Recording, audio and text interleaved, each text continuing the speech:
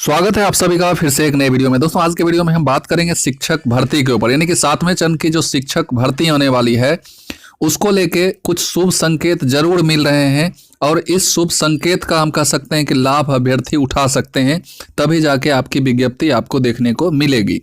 इसमें देखिए सरकार की भी पहल होनी चाहिए, क्योंकि सारा रास्ता जो है सो क्लियर है, क्लीन है। तो सरकार की अगर थोड़ी सी पहल होती है, और सरकार की पहल कब होगी? जब अभ्यर्थियों का प्रयास होगा। यदि अभ्यर्थी अपना संगठन मजबूत करके अगर प्रयास करते हैं, वाद विवाद में नहीं पड़ के, पूरे अभ्यर्थी संघ जो भी हैं सारे लोग यूनाइट होके अगर प्रयास करते हैं तो आपकी विज्ञप्ति जो है सो निश्चित तौर पे मिलेगी। क्योंकि अभी जो है विज्ञप्ति देने में, और खास करके मैं प्राइमरी लेवल की अगर बात करूं तो कोई बाधा नहीं है इसमें, प्राइमरी लेवल में कहीं से कोई बाधा नहीं है।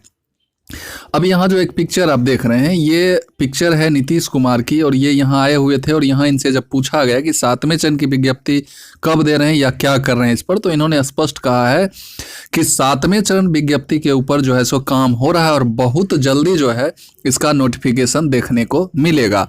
अब इस बात को लेकर अगर अभ्यर्थी सो जाएं, प्रयास करना छोड़ दें, तो विज्ञप्ति नामुमकिन ही नहीं कह सकते कि मुश्किल है, नहीं मिलेगा। अगर सरकार की चिकनी चुपड़ी जो बात, मीठी मीठी बातों में आकर अभ्यर्थी अपना प्रयास जो करना छोड़ देंगे तो उन्हें विज्ञप्ति इतनी आसानी से नहीं मिलेगी। तो इसीलिए मैंने कहा कि कुछ शुभ संकेत के बारे में मैं आपको आगे बताने वाला हूं, जो कि आप तमाम अभ्यर्थी भी जानते हैं कि ये शुभ संकेत क्या है, फिर भी मैं आपको स्पष्ट करूंगा।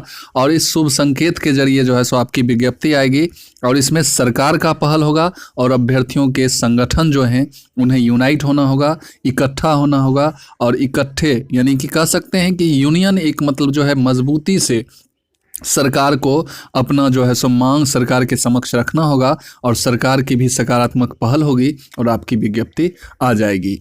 चलिए इस शुभ संकेत की तरफ अगर आपको लिए चलें तो कुछ शुभ संकेत, जैसे कि आप सबसे पहले अगर शुभ संकेत की बात करें तो ये देखिए 4/10 का ये लेटर है, राज्य निर्वाचन आयोग की तरफ से ये लेटर जारी किया गया था। अब तमाम अभ्यर्थियों ने भी इसे देखा होगा, जिसमें सबसे बड़ी बाधा मैं बोलूं तो अभी जो है सो अक्टूबर चल रहा है।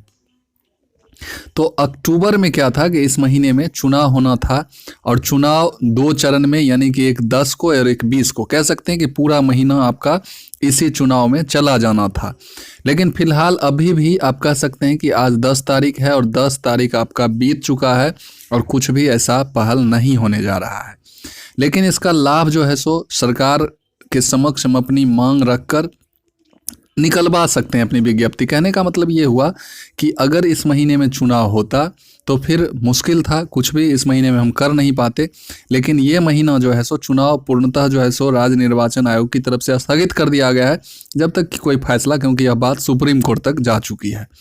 तो ये एक रास्ता क्लियर करता है कि आपकी बहाली जो है सो आप खुलवा सकते हैं, क्योंकि अभी जो है सो कोई भी वैसी बाधा नहीं है। दूसरी बात है कि आप कल के पेपर में भी देखे होंगे कि इसमें स्पष्ट तौर पे लिखा हुआ है। देखिए कहीं ना कहीं पेपर वाली बात भी कहीं ना कहीं झूठी भी होती है, तो कहीं ना कहीं उसमें सच्चाई भी होती है। और पेपर में यहाँ आप देखे होंगे कि इस महीने के लास्ट तक जो है नियमावली पे जो है मोहर लगने की बात की जा रही है। जो नियमावली 2022 आएगी उसका ड्राफ्ट वगैरह तैयार है और कैबिनेट की सहमति मिल जाएगी, और उसके बाद आप लोगों के समक्ष जो है सो वो आउट होके आ जाएगी। तो इस महीने की बात की जा रही है, यानी कि अक्टूबर की बात की जा रही है। जबकि अक्टूबर में यदि चुनाव होता तो ऐसा कोई भी न्यूज़ आपके समक्ष नहीं आता, लेकिन ये न्यूज़ आपके समक्ष आ रही है। तो ये एक शुभ संकेत हम कह सकते हैं कि पॉजिटिव न्यूज़ है। और फिर चलिए और मैं आगे भी आपको लिए चलता हूँ, सारे पॉजिटिव न्यूज़ को मैं दिखाऊंगा, लेकिन उसमें सिर्फ और सिर्फ यही है कि अभ्यर्थियों का प्रयास भी होना चाहिए और सरकार की पहल भी होनी चाहिए, सरकार का सोच भी सकारात्मक होना चाहिए और अभ्यर्थियों की तरफ से भी प्रयास होना चाहिए, तभी आपकी जो है सो विज्ञप्ति 7वें चरण शिक्षक भर्ती की आ पाएगी। अब चलिए कुछ विपक्षी दलों के द्वारा भी, जो अभी विपक्ष में है, सत्ता पक्ष में तो महागठबंधन की सरकार है, लेकिन विपक्ष में जो एनडीए है, एनडीए की तरफ से, यानी कह सकते हैं कि बीजेपी की तरफ से भी आपकी विज्ञप्ति के ऊपर पहल की जा रही है। चलिए उसको हम देखते हैं।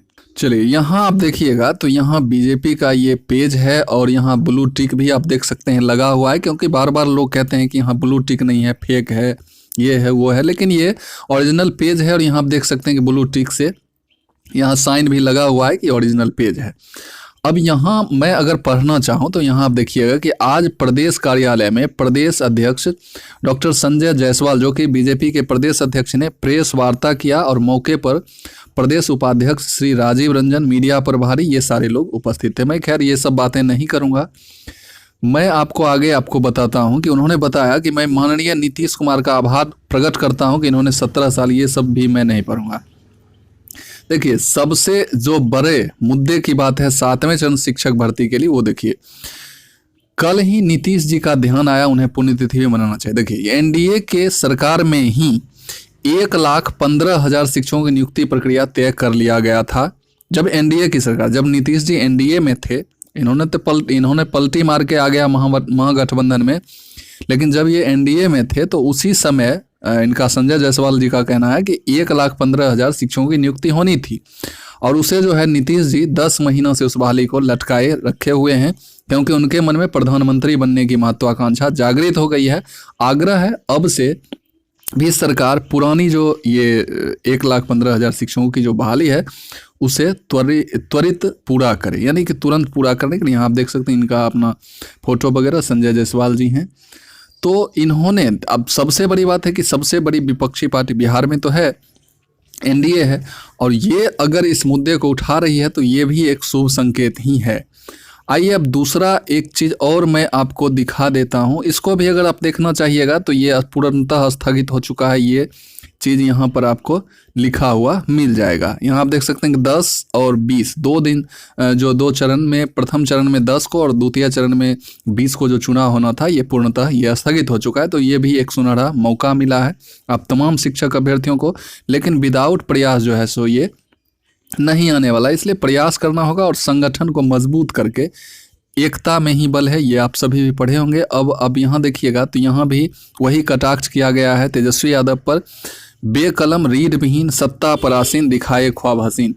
तो ये देखिए, ये इसलिए किया गया है कि जब तेजस्वी जी विपक्ष में थे, जब एनडीए की सरकार थी बिहार में, नीतीश जी एनडीए के साथ थे और उस समय ये विपक्ष में थे, तो बड़ी बड़ी बातें कर रहे थे बहाली के ऊपर, लेकिन आज जो है 7वें चरण के ऊपर कुछ भी बोलने को तैयार नहीं है। आप देख सकते हैं कि बिहार नीड्स टीचर वगैरह बहुत चीज़ ये किया करते थे जब विपक्ष में थे, लेकिन अब जब आज सत्ता में आ गए हैं तो ये कुछ भी वैसा, मतलब कह सकते हैं सकारात्मक बयान नहीं आ रहा है जब से ये सरकार महागठबंधन की सरकार बनी है।